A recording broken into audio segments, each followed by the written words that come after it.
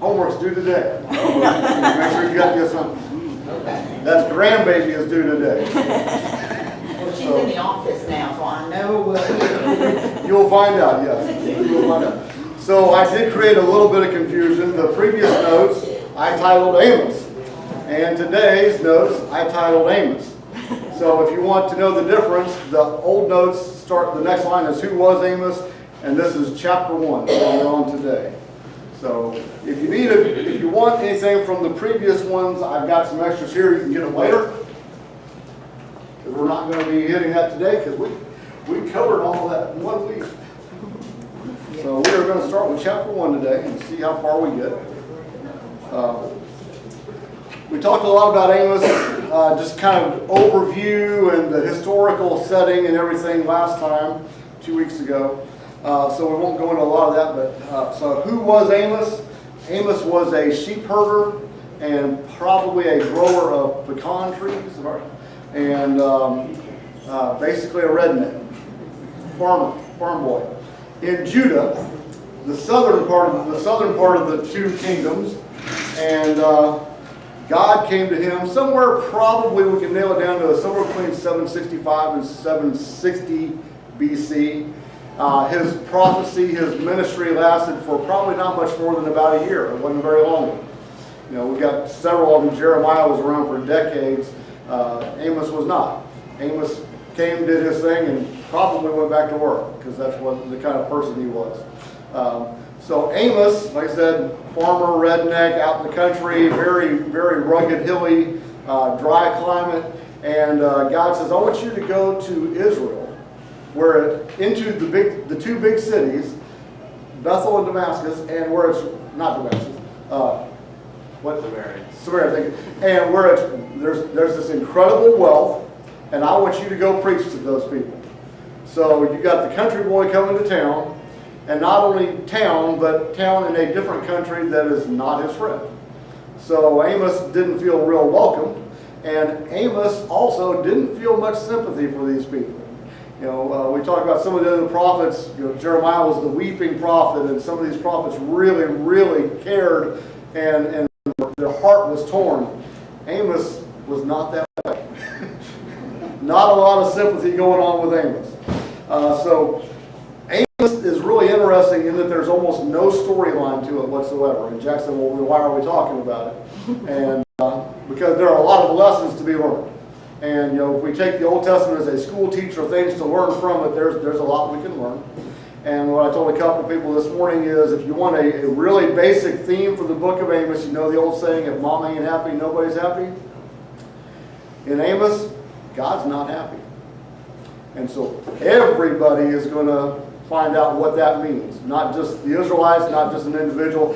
Everybody in the entire region, all the other nations, everybody gets to find out what it means when God's not happy. So that's where we are. So the prophecies, or the oracles, are prophecies or judgments that are rendered against people. And so that's where we're starting with chapter 1. And there's really a pretty basic pattern to these things. Starts out, the verse 2 talks about the Lord. And that the Hebrew there is, our spelling is Yahweh. One of several names given to God that help reveal different aspects of who He is. Yahweh refers to God's redemptive and covenantal concerns. So redemptive means He wants to buy people back. He wants them brought back from sin, out of sin, into a good relationship with Him. Covenant is the covenant that He placed with Israel, saying, if you do these things, then you will be my people and I will be your God. And if you do the right things, then there will be blessings. And if you do the wrong things, there will be curses. And I am going to do everything I can to help you stay in the covenant. That's God. So you know, we hear a lot, and I say this from time to time, but everybody likes to talk about the God of the Old Testament was full of anger and wrath and all these things, and New Testament is grace. Well, God showed grace all through the Old Testament. And He showed His love and His mercy and His compassion all through the Old Testament. So the greatest revealing of the Yahweh, who God is, was in the Exodus from Egypt. When you read the account there, you see Exodus 3 verse 5, he's talking and you see his pure holiness, which we talked about when we covered attributes of God a while back. Just pureness, light. We cannot fathom how holy God is. He can't allow sin to be in his presence. In Exodus 19, we get his appearance on Sinai, and you've got the thunderstorm and the lightning and the thunder and the cloud, and it was so incredible, the earth shaking, that after this whole experience, the people told Moses, you know what, how about you go talk to God and you just tell us what he said, because we don't want to be down here at the foot of the mountain while he's up on the mountain. We don't want to be that close to this person, because we're scared to death. So he puts restrictions on his people for their benefit. Anything, when God placed the laws there, and they were all for people's benefit. If you do these things, you'll live a longer life. You'll be healthier. You'll be happier. Your relationships will be better. It's all about helping you, even though it sounds like it's restrictions. It's all about making your life better. His deliverance showed his sovereignty and his concern to redeem people. Sovereignty in that he's all-powerful, and so you see through the plagues and through the deliverance and through the Red Sea, parting the waters and then killing Pharaoh and his army, how powerful God is and how concerned he is about taking care of his people. We get verse 2 also, roars from Zion, and all through the Old Testament, usually, not always, but usually when you hear roars from Zion, or roars, it's about a lion or a metaphor concerning a lion. He doesn't mention a lion, Amos does not, and Joel doesn't. Not far apart in timelines, and they're both talking about God roaring, which could be thunder or giving his voice. Quite often when it says God has roared, it means he's getting ready to intervene in history. He's getting ready to do something that's going to get people's attention. And so we see that in different ways. In Psalm 18:13, he's giving deliverance personally. In Psalm 46, he's giving national deliverance, but he is intervening in the course of events to bring these things about, using his divine sovereign power. Joel 2:11, there's a mighty act of God getting ready to come. Usually when God intervenes, again in the Old Testament, it's in natural phenomena, acts of nature, thunderstorms, hail, Sodom and Gomorrah, fire and brimstone, sulfur. Some of the battles, he rained down hailstones that weighed 100 pounds. And so he can use people, he can use armies, but quite often he used natural elements. Hornets, yeah. Locusts in Joel, hornets chasing people out of Canaan. You can be as brave a warrior as you want to be. When a band of hornets is chasing you, you're probably running, right? Yeah. Because the sword doesn't do much good against a nest of hornets. Violent thunderstorms, locusts. In Amos's case, yes. I've actually seen a 18 going on 2,000 pound Brahma bull rub his rear end against a paper hornet's nest and them attack him and get him so riled up he jumped a 5-foot fence and cleared it. He didn't do that to them, paper hornets. Oh yeah. Oh yeah. It's a motivator, isn't it? You can do the physically impossible when you have the right motivation. Oh yeah. So in Amos's case, there's a withering drought. Mount Carmel was one of the richest places around as far as farmland, as far as growing things. And he says it's going to wither and dry like dust. And he talks about, in different places he said, I warned you, and then I did this, and then I did this, and I sent the rains on some people and not others, so you would figure out that I'm doing things, and you would come to your senses, and you didn't. But God is trying to work with people, get them to see what's going on, so he's giving them signs, and they're not paying attention. Usually refers to a coming judgment. I'm giving you these signs, and I want you to pay attention, because I'm warning you. I'm counting to 3, kid. Our kids had a 3 count. I took you, shape up. 1, 2, 3, 4. You know, it wasn't quite that quick, but that was, there's no 2.5. And God says, so I'm giving you the sign, because if you obey, great, and if you don't, there is going to be a judgment and a punishment coming down the road. Oracles are just announcements of judgments. And in Amos, we have 8 oracles against the nations in the region. Now, the region is the entire region. This map is, it has the places we're looking for, but it is not the right date, but it's got everything we can find. So you've got all of Israel, but you also have Syria up here, and you've got Egypt down here, and Edom, and Moab, and Ammon, and all these are here. And like I said, God is not happy with everybody in the region. So everybody is going to find out about it. So, all right. So 1 through 7 on the countries all have the exact same pattern as far as the oracle or the judgment, the announcement is concerned. Number 8 is special for Israel.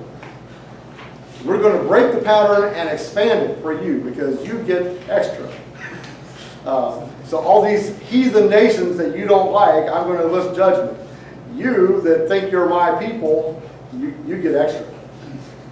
So not fun there, right? They're all delivered in the third person except for the one going to Israel. The first part of that one is delivered in third person. Tell Philistia, I'm going to do this. I'm going to tell these people I'm going to do this. Tell Edom I'm going to do this.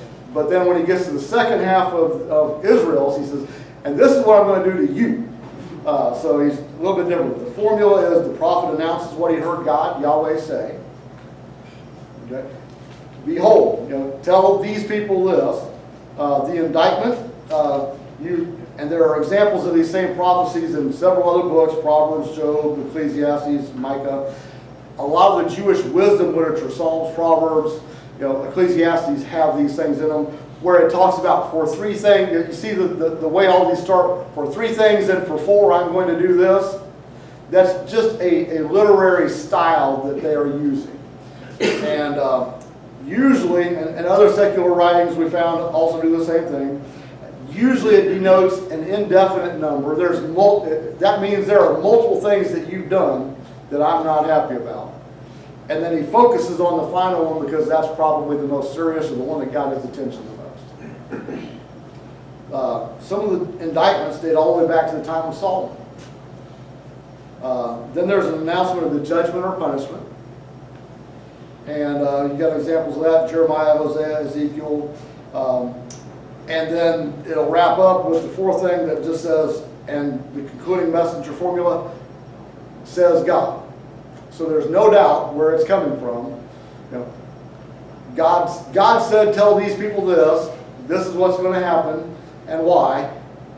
And by the way, I'm signing my name on the bottom of it, out loud. Okay? So what do we get? Divine fire is going to be a very common punishment here. Fire typically, not always, but usually is in the context of a military catastrophe. Your army is going to be wiped out, and the reason is because God wiped your army out. And God has a sense of humor, and he's also very creative, and so God, all through the Bible, has used different ways to wipe armies out. Hornets, hemorrhoids. One battle, the preacher that we had in Alabama said the entire army woke up dead. Because an angel went through and killed 200,000 soldiers overnight, and so it's kind of hard for them to fight a battle the next morning. And so God is pretty creative with how he does things, but he is going to work a catastrophe that's going to wipe out your military that you think is so strong, and you're done. What does Amos see? He sees the national defenses of these people removed, their leadership destroyed. So this is total mess up, right? Now, the number 4 one that says Yahweh is omitted in 3 of them, but basically what you can do here is you can take whichever nation you want, and you say, okay, Edom, God says this to Edom. Because you did, and you fill in the blank. Then I am going to, and you fill in the blank. And then it's signed off at the bottom, says God. So it's pretty much a form letter, and I'm filling in your name and the crimes you committed and the punishment I'm going to give you, but it's all pretty standardized there. I thought this was interesting. I hadn't really paid attention, but so you've got the map, right? Or so it can be anything. And so this is the 12 tribes. Well, we're in the divided kingdom now, so Judah's in the south, Israel's in the north. But these 7 nations that God is talking about besides Israel, he starts the judgment up here in Syria or Aram, which is the furthest away. And then he goes down here to the second furthest away, and then to the third furthest away, and he works his way gradually closer on all of them. So instead of starting here and working around in a circle, clockwise or counterclockwise, the pattern is I'm starting with the furthest away, and each one gets closer and closer until I'm at you, and you're going to get yours too. So I just thought that was interesting that he works closer. So Damascus, the capital city of Syria, Syria and Aram are the same thing. We're up here. Here's Damascus, okay? And Jerusalem's way down here. So this is part of Judah. But Damascus is up here. This is Aram or Syria. So they are on the north and east side of Israel. And he says, here's the crime. You threshed Gilead with iron sledges. Now there is nowhere in Scripture where it talks about an event where iron sledges were used as a conquest. That doesn't mean it didn't happen. It just, not everything could get recorded, right? But they used unmitigated cruelty against Israel. There were numerous attacks over time. So Gilead, where they threshed, is this area right in here. We're on the east side of the Jordan River, north of the Dead Sea, and it's a really lush country and it borders area. So they're really close together, and it's a frontier, so it's not highly populated, but it is known for rich forests and known for the balm. There is a balm in Gilead. That's where this comes from. So it's got really good products that you can get from there. Not a lot of population, and so it's really open for attack. It's frontier rich land, and so it's been attacked many, many times over the course of time. So then you get these attacks are documented in 2 Kings 13, and I kind of forgot about this too, but Hazael comes to Elisha the prophet, and they're having a conversation, and Elisha starts weeping. He says, "Why are you weeping?" And Elisha says, "Because God has revealed to me what you are going to do to our people. I'm healing you, but what's going to happen is you are going to come and cause all kinds of damage to our people." Matter of fact, so in 2 Kings 8, 12, and 13, he says, "You're going to set our cities on fire. You're going to kill the young men with the sword. You're going to smash the little children. And you're going to rip open pregnant women." Incredible, isn't it? It's horrendous. Happening. Happening again recently, isn't it? So I told Jack, I said, there are lessons to be learned, and there are also current events that this is going to bring to mind. Okay. So Hazael becomes king of Syria about 842. And reigns to 806 BC, and his son Ben-Hadad, mentioned in 2 Kings chapter 13, also goes to war. So you've got these two going on. Jehoahaz is the king of Israel from 815 to 801, and so the incident that he's talking about here with the threshing sledges would have occurred before 800 BC, because Adad Nirari III, and you know I'm butchering his pronunciation, and not trying. If he was in the crowd and I said that, he probably wouldn't even look up, right? But of Assyria came and conquered in 800, so it had to happen before 800, but it happened in this time frame between 842 and 801, where they did this with the threshing with sledges. While Jehoahaz was king, so between 815 and 801, narrows it down even more. So somewhere in that time frame is when this event happened. Adad Nirari conquered Syria in 800. So roughly 40 to 45 years before Amos is prophesying, this happened. 40 to 45 years from an attack with this much cruelty, you think they remembered? The Israelites remembered this? Oh yeah. You know, there's a, you know, when you read some of these events or some of these other, like Nehemiah is quoting the, you know, things from the deliverance from Egypt and the deliverance during the time of the judges. 40, 45 years, the Jews remembered this going on very vividly because of just the intense cruelty of it. So this is still pretty fresh in their mind. So God is pronouncing judgment on Syria for this, and they're like, yeah, good, they're going to get theirs finally, right? Okay. 2 Kings 13:7 in Amos's language, 2 Kings 13:7 says that they threshed like with a threshing sledge, or they came over like with a threshing sledge. Amos's language in 2 Kings 13:7 is very similar. So you're getting that. Now what is the sledge? The sledge is an agricultural tool, and I didn't take time to get a picture up for you, but it's made of parallel boards with sharp points of iron or stone sticking out the bottom of it. And so a man would stand on the boards and have hooked up to a oxen probably, and would have them pull him over the wheat or what other crop it was.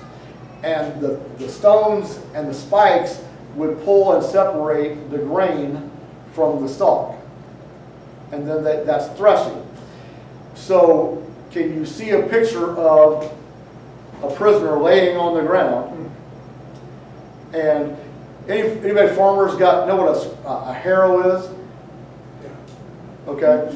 A harrow is basically the same thing. It's several rows of metal spikes about the size of railroad spikes sticking down to loosen up the ground. These weren't quite that long, but it's the same kind of thing, right? And driving over people laying on the ground with those.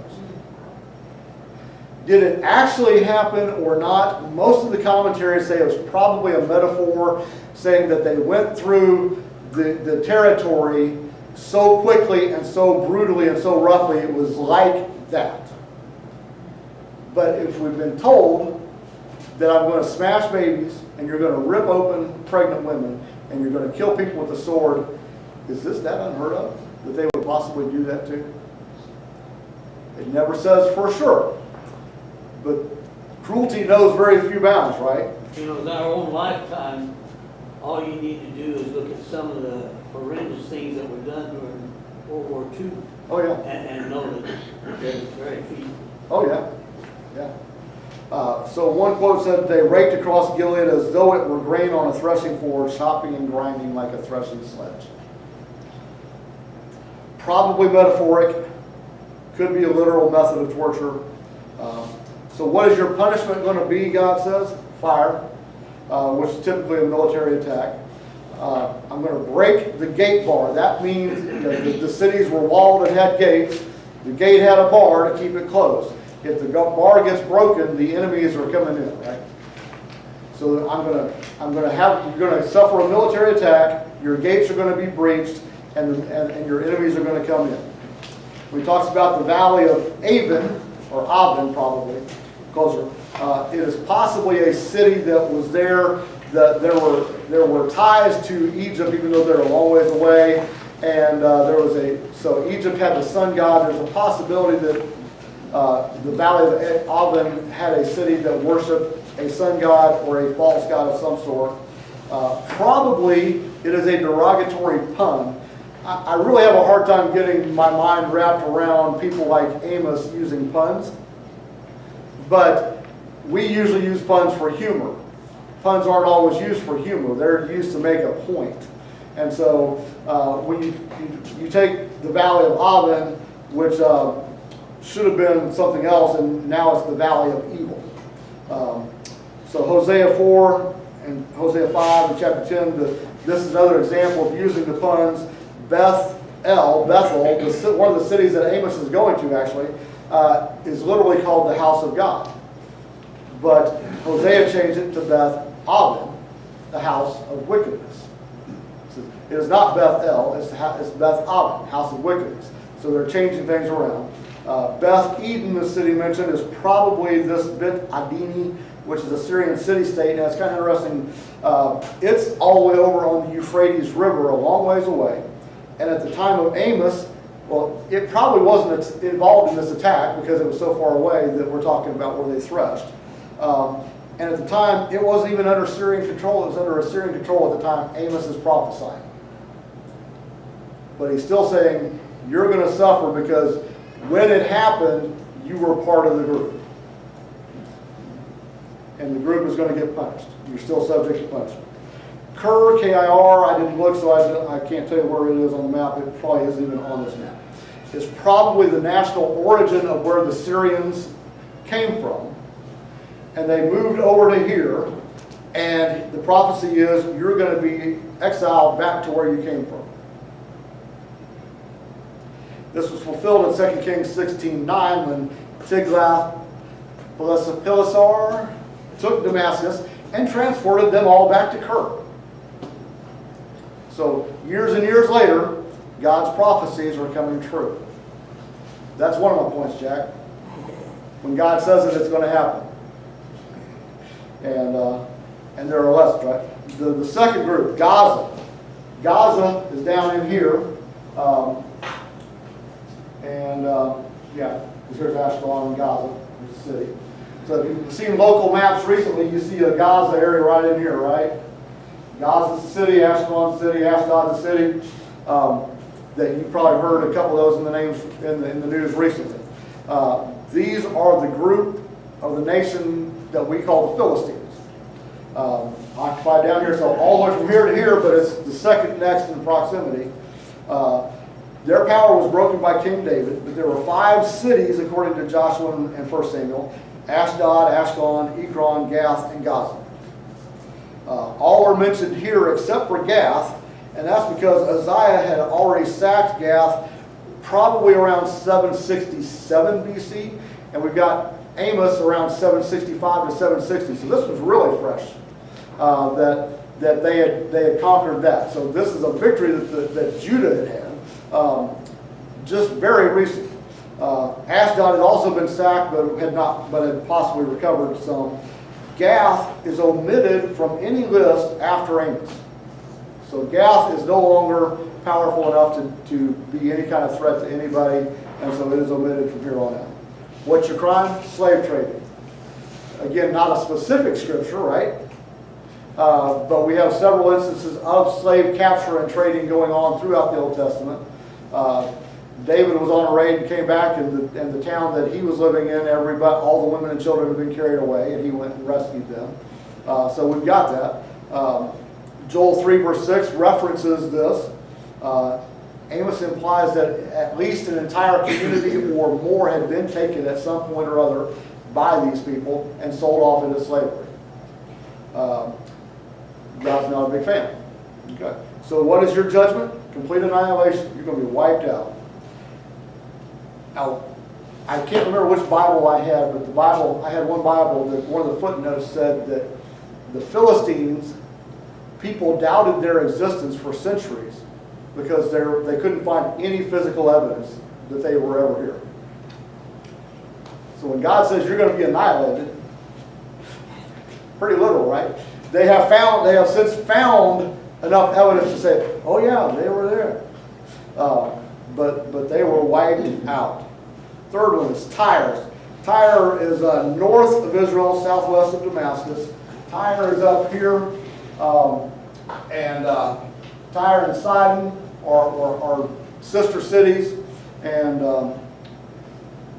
so as part of Phoenicia. What is their crime? Also slave trade. Homer and the Odysseys refer to their slave trade and their violent treatment of people. What else did you do? You violated a treaty of brotherhood. If you remember when King Solomon was talking to King Hiram of Phoenicia, of Tyre, they had a treaty together, and so the treaty means brotherhood. It was strengthened by the marriage of Jezebel to Ahab down the road. And so there's this treaty here. Y'all are supposed to be allies at this point. but you violated that by capturing people and selling them off into slavery. They were dominated by Assyria for a time. They came out of that. They were besieged by Nebuchadnezzar. They never fully recovered from that. And then in 332, they were conquered by Alexander the Great. And I remember, so Tyre was a city that part of it was fortified on an island and part of it was on land. Nebuchadnezzar pretty much took care of the land part of the city, but couldn't do what he needed to get to the island. So the island still existed. Alexander came and said, we're going to finish this, and wiped it out completely. Built the whatever they needed to get everybody over there, and they built a bridge work, basically. And you know, so if you've got an island out here in the middle of nowhere, and you're busy trying to take over all of this, why do you care about that one little island? Because God said, I'm going to have it wiped out. And you're going to do what God said, whether you realize it or not. So, okay. Is that the one where, I'm pretty sure it was Alexander the Great, kept carrying rocks until he built a bridge? There's a bridge work across to it, yes, Yeah. exactly, that's it. Rain bridge. Yep. I mean, Number you- 4, Edom. You should know, you were the one that was helping breaking the rock. Oh my, okay. Don't expect a Christmas card. All right, so who was Edom? Esau, right? Who's Esau? Jacob's brother. Okay. So part of the lineage after Abraham still, but then they split off. And didn't necessarily part on good terms when they parted, but they came back together and were friendly, right? At least for a while. So what happened after that? So Edom is down here in the southwest, way down here. What's your crime? You pursued your brother with a sword, you stifled your compassion, and you were angry continually. Twin brother. So these other references here, Numbers and Obadiah and Deuteronomy, refer to Edom as a brother. But what happened when the Israelites were coming out of Egypt and doing their wandering? They asked for passage, and Edom said no. You cannot come through our territory. Wrong memory, right?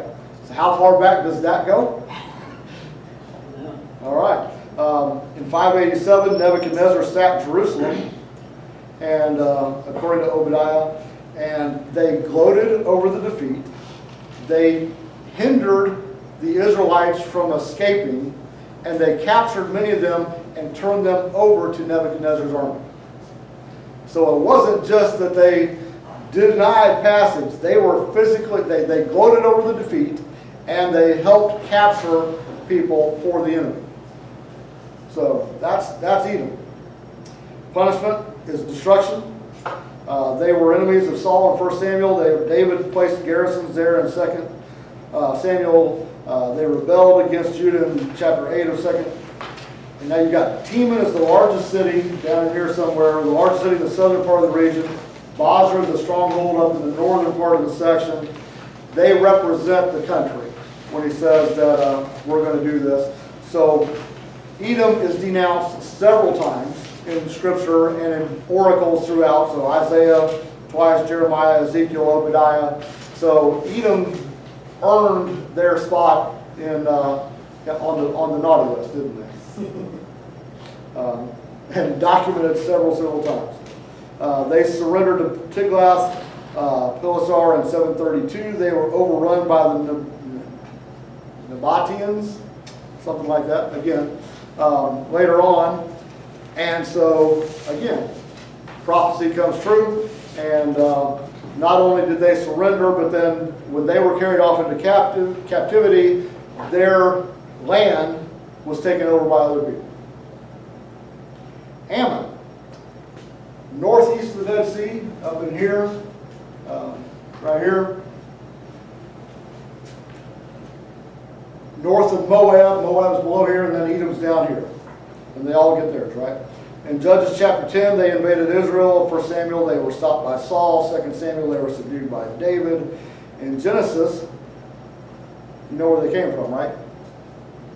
when Lot and his wife and 2 daughters fled from Sodom and Gomorrah, and the wife became a pillar of salt, the daughters, they were hiding out in the mountain. The daughters said, we need to make sure that the family line gets carried on. So on successive nights, they got Lot drunk and had sex with him. And so this is where Ammon and Moab came from, is from the children from that. It was independent, became independent after Solomon's death. What is your crime? You ripped open pregnant women at Gilead in order to enlarge wars. So Ammon's here, Gilead's here. When did this happen? We don't know. Probably during the campaigns of Hazael that we mentioned a little while ago, when he was fighting against Israel, 2 Kings 8. Hazael captured pretty much everything east of the Jordan, and was underneath their control, and so they probably used that opportunity to run into Gilead here and attack. Horrendous cruelty. Rabbah is their capital city. Today it is the city of Amnon. The judgment, consumed by fire, again, probably military. Amidst the sound of war cries. War cries could be the attacking army jumping on you as they're killing you. It could also be cries of joy from people over their defeat because of how cruel they have been. Some of the definitions, some of the language is hard to nail down specifically. It says in the day of battle, that is a variant of the day of God that we talked about before in Joel, where that is a day of judgment. That's what's going to happen. The winds that it talks about, tempest, whirlwind, depending on which version you're looking at, is usually a metaphor for God's wrath. So there may have been a physical wind, but it is a sign of God's wrath with you. Your king and officers are going to be exiled. What happened? Nebuchadnezzar sacked the city, took large numbers captive, hauled them away. Arab invaders came in and occupied the land. So you get Tiglath-Pileser, you probably heard of. Nebuchadnezzar, everybody knows, right? And we know who these people are, and we know what they did, and so we can nail this all down. And and then Ammon vanished from history.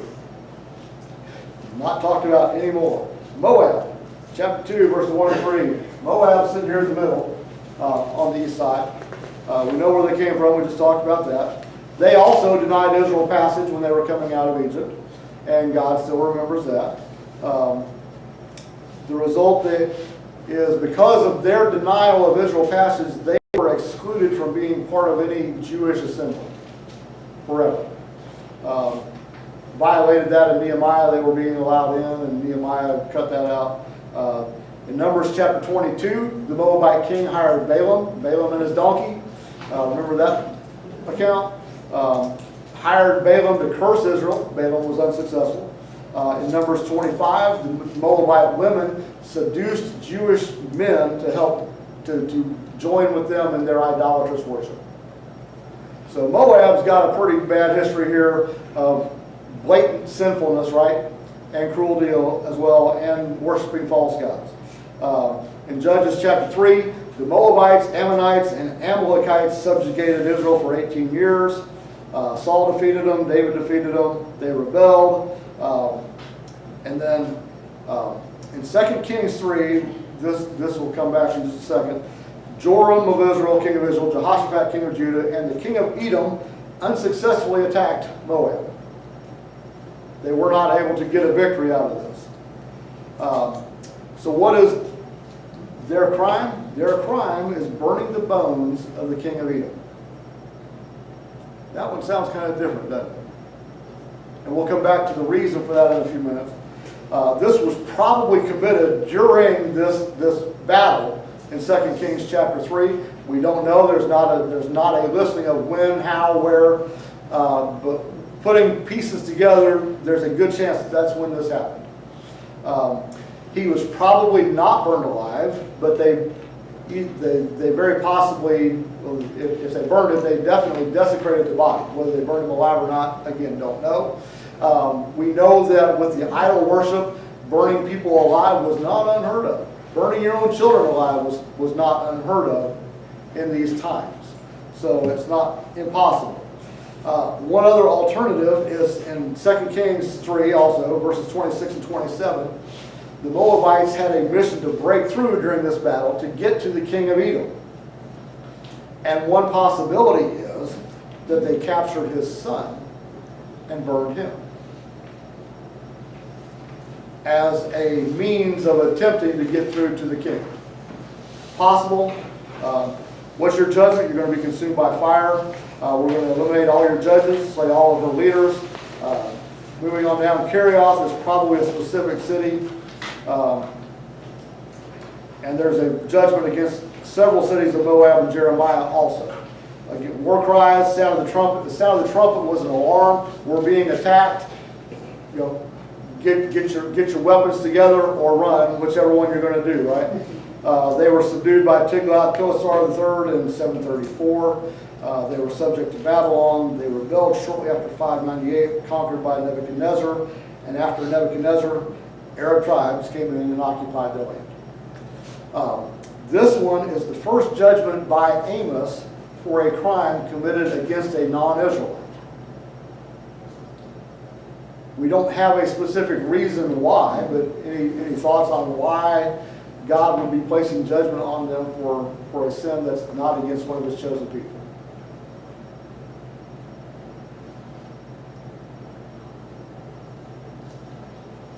Well, you know,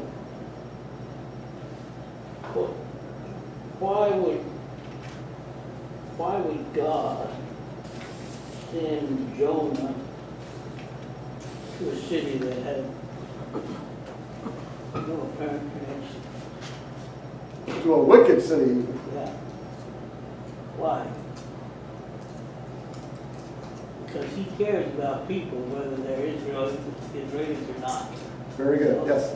And I suspect that's the same thing here. Okay. Atrocities are atrocities.